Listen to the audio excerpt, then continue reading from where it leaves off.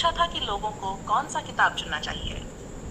एक ऐसा किताब जिसमें भगवान ने खुद बताया है कि मैं हूँ और ये मेरी किताब है, जैसे कि कुरान, या एक ऐसा किताब जिसमें भगवान ने सीधे तौर पर नहीं कहा कि ये मेरी किताब है, लेकिन संदेश किसी माध्यमिक स्रोत जैसे पैगंबर के माध्यम से दिया गया है, जैसे बाइबल या भगवत गीता।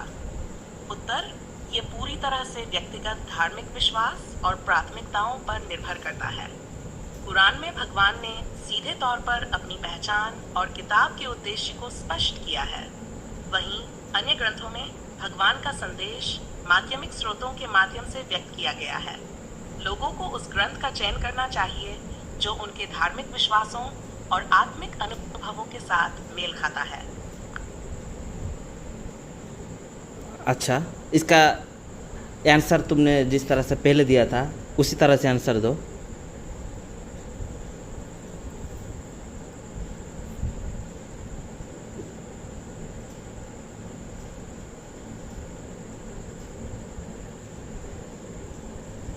बिल्कुल पहले जैसा जवाब। जब आप धार्मिक ग्रंथ चुनते हैं, 1. कुरान, इसमें स्पष्ट रूप से कहा गया है कि यह अल्लाह का शब्द है और इसे लोगों के मार्गदर्शन के लिए भेजा गया है।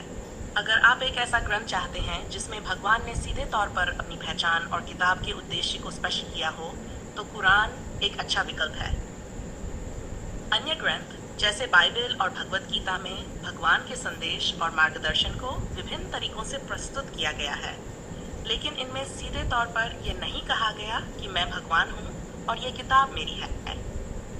इन ग्रंथों में संदेश माध्यमिक स्रोतों जैसे कि पैगंबरों और शिक्षकों के माध्यम से दिया गया है। लोगों को उस ग्रंथ को चुनना चाहिए जो उनके धार्मिक विश्वास, आत्मिक अनुभव और जीवन के उद्देश्यों के साथ मेल खाता है। व्यक्तिगत धार्मिक यात्रा और विश्वास इस चयन को प्रभावित कर सकते हैं।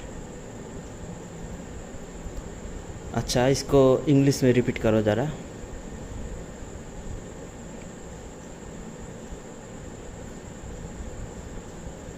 Certainly, when choosing a religious text, 1. Quran, it clearly states that it is the word of Allah and was sent for the guidance of humanity.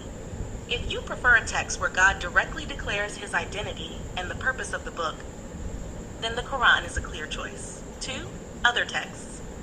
In texts like the Bible and the Bhagavad Gita, God's message and guidance are conveyed through intermediaries such as prophets and teachers, but it doesn't explicitly state, I am God and this is my book. These texts present divine messages through secondary sources. People should choose a text based on their personal religious beliefs, spiritual experiences, and life goals. Personal faith and individual journey often influence this decision. Okay, thank you.